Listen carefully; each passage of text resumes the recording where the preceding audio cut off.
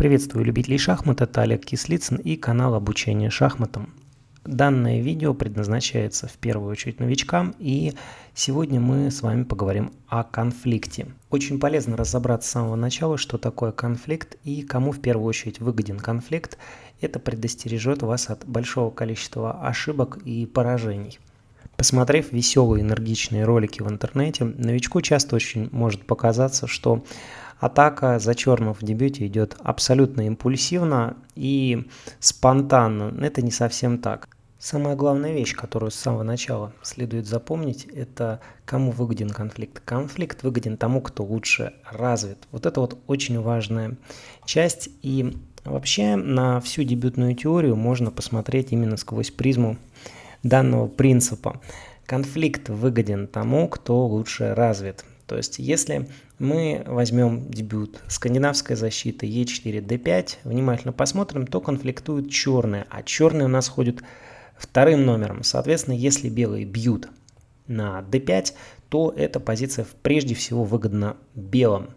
Черные играют ферзь d5 и провоцируют новый конфликтный ход, конь c3, конь нападает на ферзя. Вот эта позиция выгодна в первую очередь белым. Почему? Черные спровоцировали конфликт, в результате этого конфликта белые выиграли темп. С другой стороны, если на ход d5 белые пойдут e5, то они конфликт гасят, позиция закрывается. Данная позиция уже выгодна черным, то есть белые сыграли e5 абсолютно зря. Другой пример. e4, e5. Выбираем опять между двумя ходами. Конь f3 или конь c3. Какой ход из этих лучше, какой предпочтительней? Конь f3 ход конфликтный, нападение на центральную пешку e5. Конь c3 ход у нас на закрытие, не конфликтный. Конфликта не создает. То есть конь f3 с нападением. Мы хотим драться сразу же, а конь c3 хотим защищаться.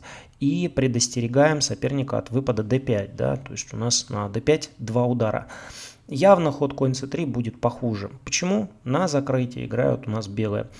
Я помню, что в 90-е приезжаешь в какой-то шахматный клуб, смотришь там, как играют девочки. Так вот, они катают одни и те же позиции по 2 года. И каждый раз на доске наблюдал вот такой вот дебют. Конь c3, конь f6, слон b5, слон b4. Проходят годы, и их уровень, если они не встретили хорошего тренера, остается примерно на том же уровне. Ну вот где-то третий, второй разряд, и там вот они останавливаются в развитии. Почему?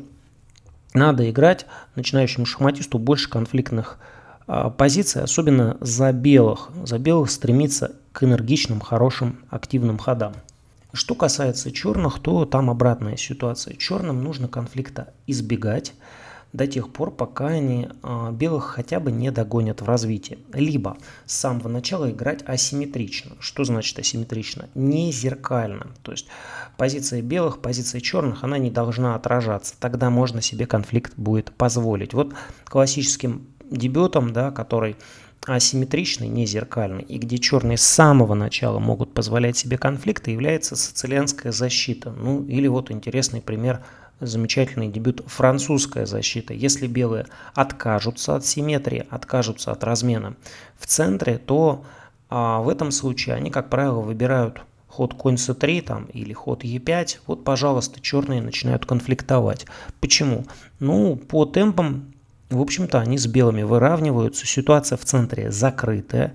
То есть явного перевеса в развитии мы здесь уже у белых не наблюдаем. И черные себе могут позволить такой ход, как c5. Соответственно, если мы всецело доверимся вот этому принципу, то мы можем любой дебют оценивать сквозь правила конфликта. Вот e4, e5. Какой ход лучше? Конь f3 или слон c4? Конь f3 нападает, слон c4 потенциально обстреливает f7. Потенциально, сразу нет. Соответственно, конь f3 ход явно сильнее. Другой пример, да, там, какой ход лучше? g3, допустим, или конь f3. Ну, явно конь f3. Опять же, мы нападаем на пешку e5. Дальше. Сделали ход за белых. Теперь выберем ход за черных. Ну, я не знаю, допустим, дебютной теории, да, и выбираю между разными ходами. Вот я смотрю, ход d5 агрессивный, ход f5 агрессивный, ход конь c6. Ну, явно ход d5 конфликтный, черные в развитии отстают. Ход f5 не только конфликтный, он еще ослабляет собственного короля. Диагональ h5, e8 ослабляется. Тоже ход не очень хороший. Ход конь c6 спокойный. На закрытие черные играют зеркально, пока еще с белыми e4, e5. Следовательно, им нужно конфликт гасить ходом конь c6. Конь f6. Вот самые быстрые поражения у нас происходят обычно именно здесь, если черные дальше продолжают конфликтовать. Для того, чтобы у них получилась хорошая игра, конфликтность нужно снизить ходом d6. Если черные лезут вперед, конь e4, ну, всем известная ловушка происходит, ферзь e2 и после отхода конем выигрыш ферзя. Да, почему так быстро белые выиграли? Потому что черные у нас конфликтуют точно так же, как и белые, но белые лучше развиты. Ну, соответственно, черным лучше сыграть, да, d6 до того, как они пешку e4 съедают. Если вы откроете дебютную энциклопедию, да, будете сравнивать два таких солидных хода, да, как конь f6, да, вторым, и конь c6, вы увидите, что большинство гроссмейстеров выбирают именно конь c6. Почему? Да потому что этот ход гасит конфликт. Еще пример. Вот e4, c5, конь c3 или конь f3.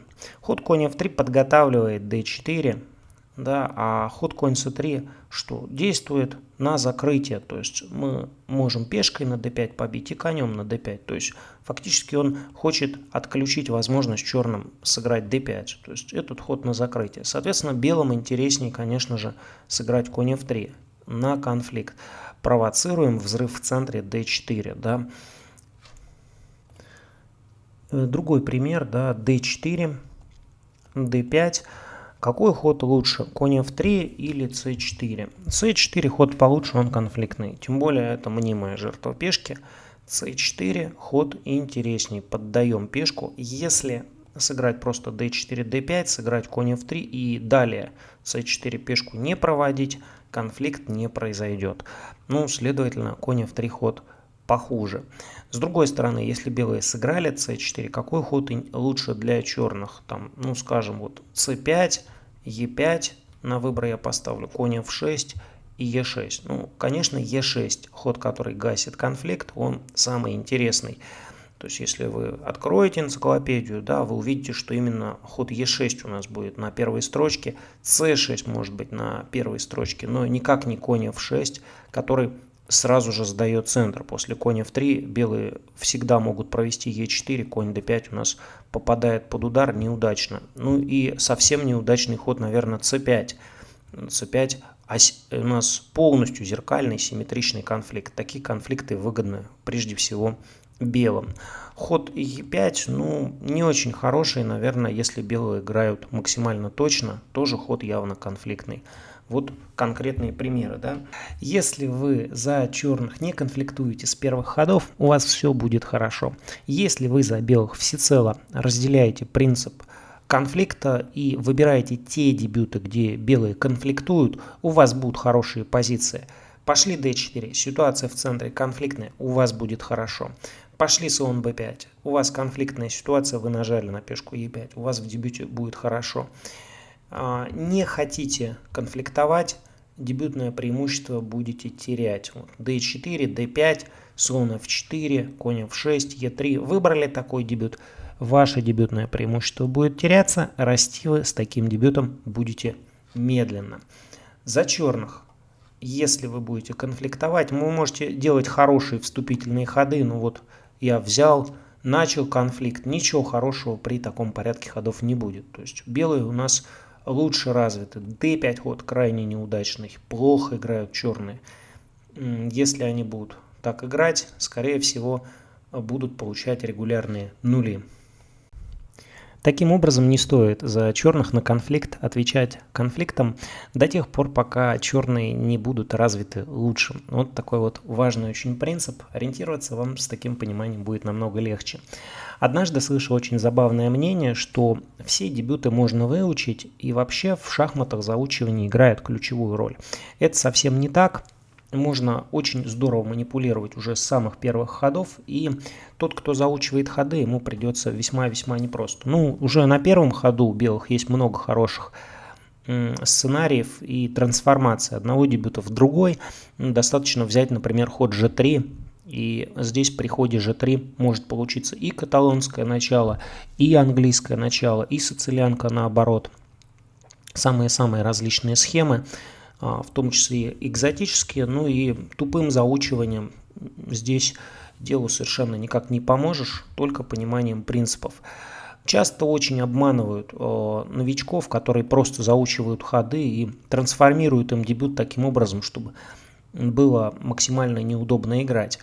Поэтому самое главное — это понимание. Если вам понравилось видео, ставьте лайк, подписывайтесь на канал. Ну а в новом видео я расскажу о том, какие дебюты следует выбрать, если вы хотите расти быстрее.